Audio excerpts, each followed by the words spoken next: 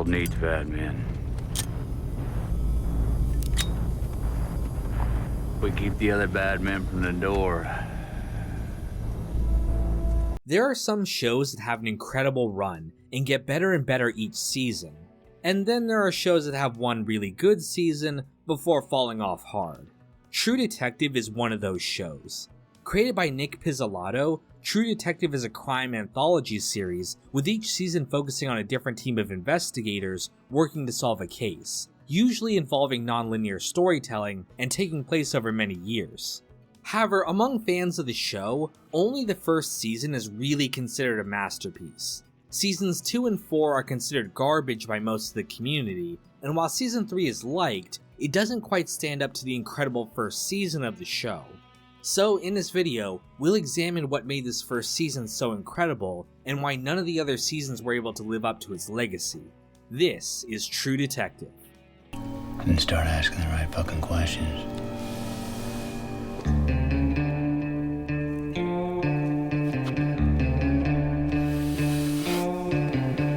The first season of the show follows a pair of Louisiana state detectives, Marty Hart and Rust Cole, who are investigating the ritualistic murder of a young woman.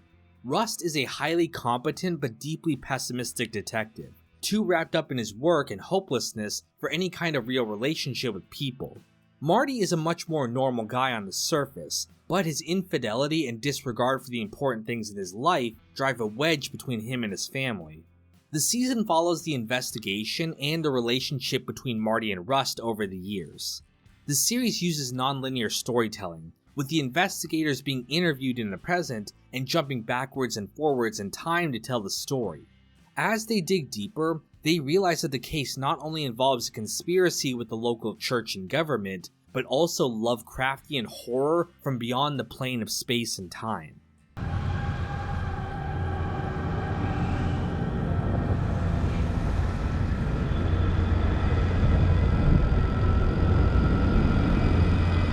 The first season of True Detective was written entirely by Nick Pizzolatto. Nick was a literature professor who had previously worked on The Killing, but left after being dissatisfied with the creative direction of the show. Originally intending True Detective to be a novel, he eventually secured a development deal for the first season of the show. He wrote all of the episodes himself, and had the scripts basically done before the show even started filming. All of the episodes would be directed by one director as well, Cary Joji Fukunaga, who we'll talk about later. The most obvious thing that set the season apart and made it a hit show from the very first episode is the character Rust Cole. Played by Matthew McConaughey, Rust grabs our attention from his first scene. His philosophical monologues are a window into the show's themes of pessimism and redemption, and he's the character most actively driving the plot forward. It's incredible to think that at one point, Matthew McConaughey was considered a joke of an actor, only fit to star in rom-coms. He's managed to reinvent himself as an actor, and it's roles like this that really showed off what he's capable of. Well, someone once told me time is a flat circle. Everything we've ever done or will do, we're gonna do over and over and over again. However, as great as McConaughey is, I also want to give an equal shout out to Woody Harrelson as Marty.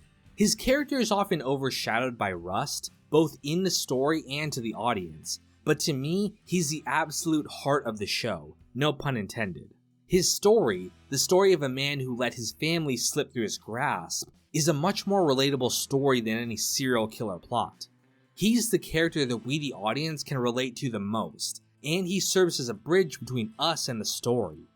The solution of my whole life was right under my nose. That woman, those kids. And I was watching everything else. The bond between these two characters is the real meat of the show.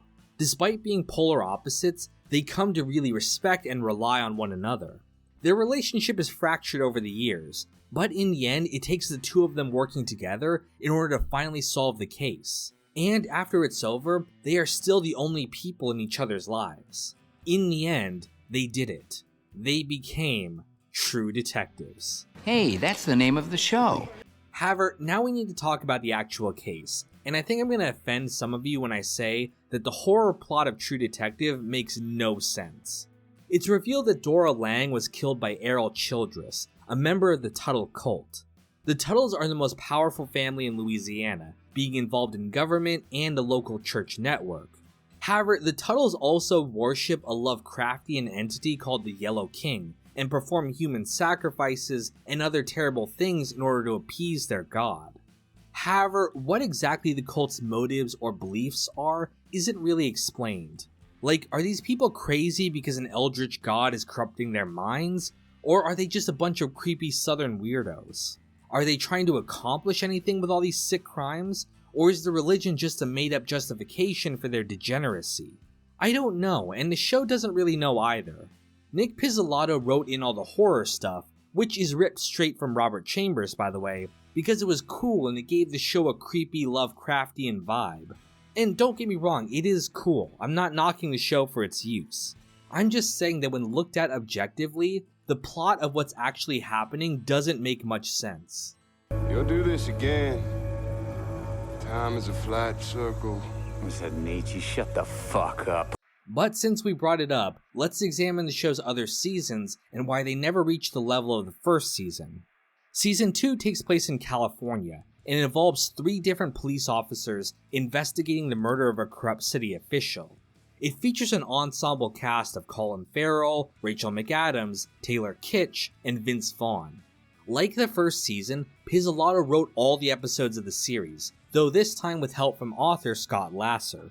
However, missing from this season was Fukunaga, who departed over rumors of creative differences and personal feuds with Pizzolatto. The second season of the show was significantly less well received than the first, holding a score of 47% on Rotten Tomatoes, compared to the first season's 92%. Audiences criticized the show's pacing, the absurd plot, and even the acting. In fact, Vince Vaughn's delivery of the at times cringe dialogue even became a meme at one point called Vince posting. Don't want to look hungry. Never do anything out of hunger. Not even eating. I'm not going to do a whole deep dive into the season as a whole. If you're interested in that, I recommend this video by Macabre Storytelling, which goes into detail about all the problems of the season. Either way though, this season destroyed Pizzolatto's reputation. People started to believe that his Artur persona was overstated, and that he wasn't as responsible for the first season's success as they originally thought. Many people began to think that Fukunaga, being the other creative half of the first season, was instrumental to his success. And I tend to agree, especially when you look at how awful Season 2 looks in comparison to 1. Seriously, it looks like a CBS procedural instead of a moody, atmospheric masterpiece that was Season 1. Maybe it was just a little too close to suck a robot's dick, I don't know. Either way though, it was decided by HBO that moving forward, Pizzolatto would have to work with a writer's room, and potentially even have to accept a new showrunner. Pizzolatto pushed back against this, and in the end he only brought on 2 writers to help, Graham Gordy and David Milch, a television veteran who you'll remember created Deadwood.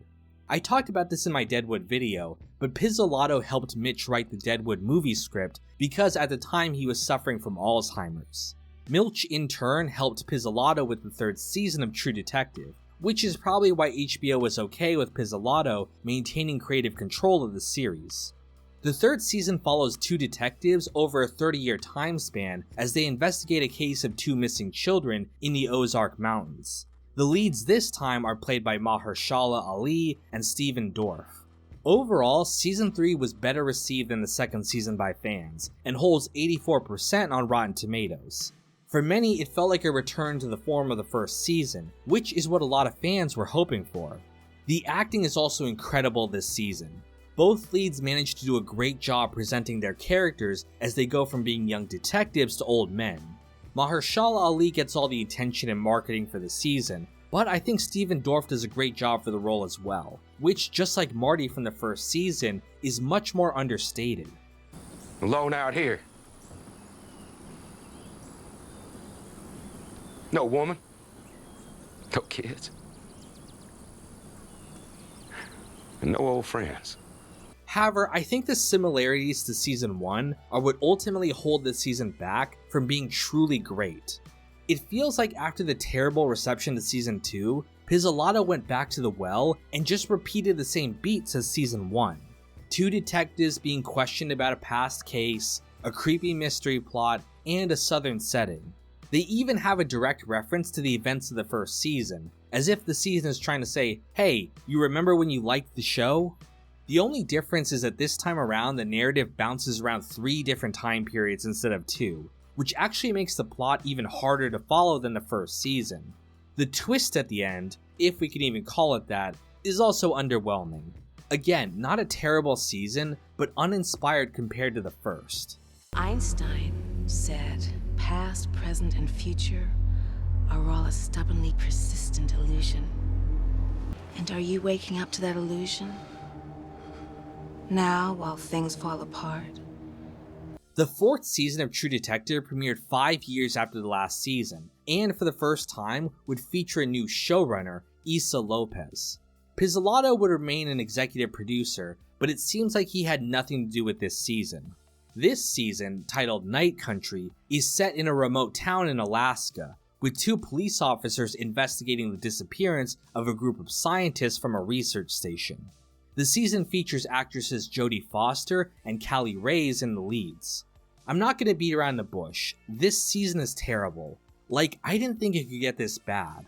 It's a jumbled mess of half-baked ideas. The acting is wooden, the plot is completely nonsensical, and it somehow feels the least like True Detective, while at the same time being filled to the brim with references to season 1. Like, you thought the news clip of Marty and Rust in season 3 was fan service? Wait until you see Rust's dad's ghost in this season.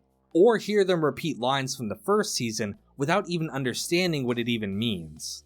Time is a flat circle. Shut the fuck up. Now, there is a reason why this season is such a mess. The story of Night Country was actually something that Issa Lopez was working on before she was selected as the showrunner of the series. When she got the role, she ended up adapting her story about a small Alaskan town being poisoned by a mine into the framework of True Detective. The end result of this was the mess we get this season. Now, it can be tempting given how bad this season was to go back and glamorize Pizzolatto's reign over the show. That's what he'd like us to do anyway, which is why when this season came out, he took to the internet to bitch about the new direction of the show. But like we've just discussed, the show really hasn't been good since season 1. Sure, Night Country sucked, but so did season 2, and season 3 was kind of forgettable. Season 4 is definitely the worst entry so far, but it's still just a continuation of the show's failure to live up to its incredible first season. You know, you end up becoming something you never intended. I guess you'd never really even know why. And that's where we leave True Detective for now. There's going to be a 5th season, again under Issa Lopez. Given how we got here, I wouldn't hold my breath for anything special. But even though the legacy of True Detective is one of declining quality, we can still look back and be appreciative of just how good that first season truly was. Maybe we'll never get that level of writing again. Maybe it's impossible, even for Pizzolatto, to ever recreate the lightning in a bottle that was Marty and Rust's story. But at least we got one good season, and for that alone we can be grateful. Thank you all for watching. Let me know your thoughts on True Detective in the comments, and stay tuned for more content coming soon.